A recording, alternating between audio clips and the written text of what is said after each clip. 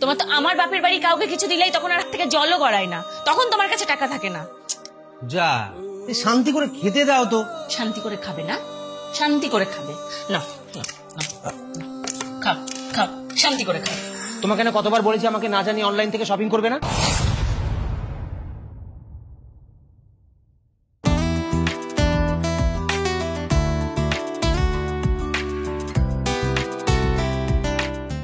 এই সোনা, আজকে কিন্তু সোনার দোকানে যাব।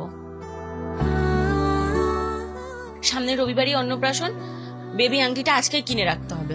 সব একবারেই আসে মানে? কিছু বলিনি, আমি বেরোলাম। দাঁড়াও দাঁড়াও, বেরোলাম মানেটা কি? টাকাটা রেখে যাও। এই টাকা কি আমি সবসময় পকেটে নিয়ে ঘুরি নাকি? নাকি আমাকে তোমার এটিএম মেশিন মনে হয় যে চাপ দিলেই পয়সা বেরোবে? এইভাবে কথা বলছো কেন? ঠিকই বলেছি, খারাপটা কি বলেছি?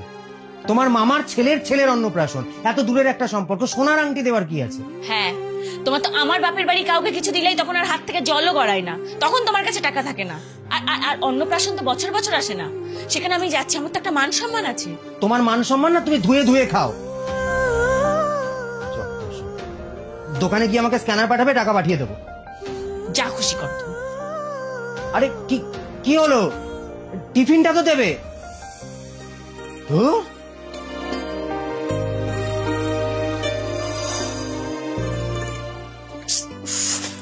এই শোনো, এখান থেকে কচুরিটা নিয়ে গিয়ে খাও, এরপর তো ঠান্ডা বরফ হয়ে যাবে, খেতেও পারবে না।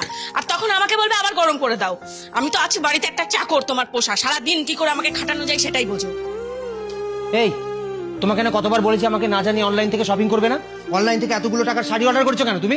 এই তো কিছুদিন আগে তোমার মামার অন্নপ্রাশনে, দেখ কি বলছি আমি, তোমার মামার ছেলের অন্নপ্রাশনে বেবি আংটি দিলে, এতগুলো টাকা খরচ করলে, এখন এতগুলো টাকার শাড়ি কিনেছো।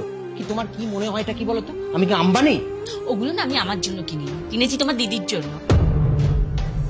সামনে পয়লা বৈশাখ আসছে, দিতে হবে না? নাহলে তো আমাকেই বলবে যে সবসময় নিজেই কেনো। মন থেকে চুন কষলে তো সব আমারই দোষ, আমাকেই উদ্ধার করে ছেড়ে দাও। সেই তুমি আমার দিদির জন্য শাড়ি কিনে আমাকে উদ্ধার করেছো। আমি একটা মানুষ, টাকার গাছ নই যে নাড়া দিলেই পড়বে।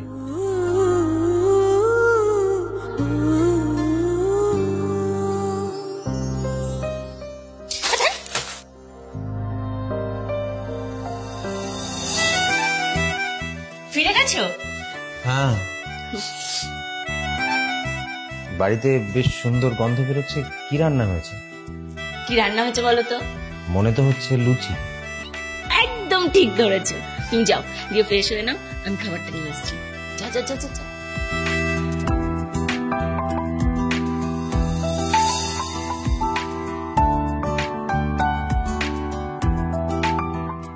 এই নাও গরম গরম লুচি। আহা, তোমার হাতের খাওয়ার মানে অমৃত। নাও তাড়াতাড়ি খাও। আচ্ছা শোনো, মায়ের থেকে যে 3000 টাকাটা নিয়েছিলাম না, ওটা কালই ফেরত দিতে হবে। স্যালারি হয়েছে তোমার? না, ওই স্যালারি আটকে গেছে। কেন? ওই আমি 4 দিন ছুটি নিয়েছিলাম, ওই 4 দিনটা অ্যাডজাস্ট হলেই স্যালারি চলে আসবে। কেন ছুটি নিয়েছিলে? ছুটি নিয়েছিলাম ওই 2 দিন প্রচন্ড মাথা যন্ত্রণা করছিল, আর 2 দিন ওই যে বৃষ্টি হলো, খুব ঘুম পাচ্ছিল, তাই ছুটি নিয়েছি। মাথা ব্যথা আর ঘুমের জন্য ছুটি নেওয়ার কি আছে? আর এত ঘুম আসেই বা কোথা থেকে তোমার শরীরে? তুমি জানো না এই 3 দিন আমার সংসার চালাতে কত কষ্ট হবে? মাসের প্রথমে যদি স্যালারিটা না ঢোকে, আমি কি কষ্ট করে সংসারটা চালাই। আরে বাবা, 4 দিন অ্যাডজাস্ট হয়ে গেলেই তো টাকাটা চলে আসবে, এত চিন্তা করছো কেন? কেন তুমি 4 দিনের টাকাটা মাইনাস করে টাকাটা নিতে পারলে না? বসকে বলতে পারতে 4 দিনের টাকা মাইনাস করে স্যালারিটা দিতে। আরে আমি তো আর কোম্পানির মালিক নই যে আমার কথাই চলবে। সে মালিক, সে যা বলবে তাই হবে। তুমি ওনাকে ঠিক করে বলোইনি। তুমি বাড়িতে বসে বসে জেনে গেলে, আমি বলিনি। না বলোনি। পূজা, এই খাওয়ার সময় তোমার সেই খালি টাকা টাকা টাকা টাকা টাকা, বিরক্ত লাগে। সেই তো, তুমি তো তোমার মতন অফিস চলে যাও, কথাগুলো তো আমাকে শুনতে হয়। ওই মুদির দোকান থেকে বাড়িওয়ালার লোক প্রত্যেকে তো আমাকে এসে কথা শোনায়, সারাদিন তো আমাকে শুনতে হয় কথাগুলো। যা শান্তি করে খেতে দাও তো। শান্তি করে খাবে না? শান্তি করে খাবে না? খাও খাও, শান্তি করে খাও, সব খাও, আমারটাও খাও। আর শোনো, কাল থেকে বাড়ির ফোনটা সাথে করে নিয়ে যাবে। আমি কাউকে উত্তর দিতে পারবো না, প্রত্যেককে আমাকে তোমার জন্য কৈফিয়ত দিতে হয়। সবাই কি কথা বলে সেগুলো তুমিও শোনো, কত কথা আমাকে শুনতে হয় তোমার জন্য। কেন টেনশন করছো? এই তো পরশু দিনের পরের দিনই স্যালারি চলে আসবে। নাচো নাচো নাচো, তুমি নাচো, পরশুদিন হয়ে যাবে। আর এই 4 দিন আমি কি করে চালাবো সেটা তো আমি জানি। খাও না, খাবারটা খাও। না এসো এসো না, আমি খাইয়ে দিচ্ছি। তুমি খাও, আমার খিদে নেই। তো খিদে নেই তাহলে খাবারটা বেড়ে আনলে কেন? বেশ করেছি, তখন ইচ্ছা ছিল, এখন ইচ্ছা নেই। তুমি খাও, তুমি শান্তি করে খাও। শান্তি করে খেতে চাইছো না, তুমি খাও। আর না খেলে ফেলে দাও। আর শোনো, খাওয়ার পর নিজের বাসনটা নিজেই মেজে রাখবে। আমি তোমার চাকর নই যে তোমার বাসনও মাজবো, পারবো না আজকে থেকে।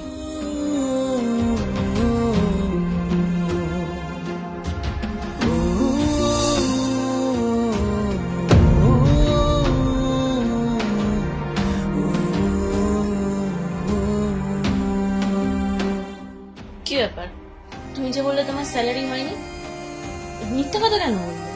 মিথ্যে তো বলিনি, তোমাকে টেস্ট করছি, দেখলাম তুমি ঠিক কি কি বলো। সেই আমি কি করব বলো? একদিন টাকা দিতে দেরি হলে লোক তো আমাকে এসে কথা শোনায়, তোমাকে তো শুনতে হয় না। মানে আমি যতক্ষণ টাকা ইনকাম করে আনবো ততক্ষণ আমি ভালো, আর যখন টাকা ইনকাম করতে পারবো না তখন আমি খারাপ। পুরুষ মানুষ কি টাকা তৈরির মেশিন? হ্যাঁ, যে চাপ দিলেই টাকা বেরোবে? পূজা, আমি তোমাকে মাসের শুরুতেই বলেছিলাম যে আমি এই মাসে চাপে রয়েছি, তুমি অন্নপ্রাশনে অতগুলো টাকা খরচ করো না, সোনার আংটিটা কিনো না। কিন্তু তবুও তুমি আমার কথা শুনলে না, তুমি সেই সোনার আংটিটা কিনলে।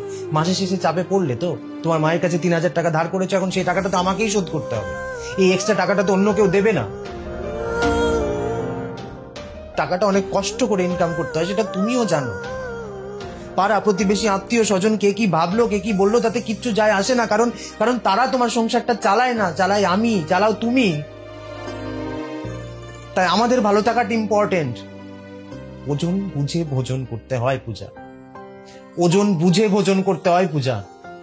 কে কি বললো সেই কথায় কান দিলে মাসের শেষে পরিস্থিতি এরকমই দাঁড়াবে। সরি, আমি অ্যাকচুয়ালি মাথাটা গরম হয়ে গেছিল। প্লিজ রাগ করো না, আমি তোমার সাথে খারাপ ব্যবহার করে ফেলেছি। সরি তো। মাঝে মাঝে আমার কি মনে হয় জানো তো, যে আমি যতক্ষণ টাকা ইনকাম করতে পারবো এই সংসারে আমার ততক্ষণই গুরুত্ব আছে। যখন আমি টাকা ইনকাম করতে পারবো না, তখন এই সংসারে আমার কোনো গুরুত্ব থাকবে না। এই যে ভালোবেসে লুচিটা সামনে এনে দিচ্ছ, সেটা তখন দেবে না। বললাম তো ভুল হয়ে গেছে, কেন এরকম করছো? সরি।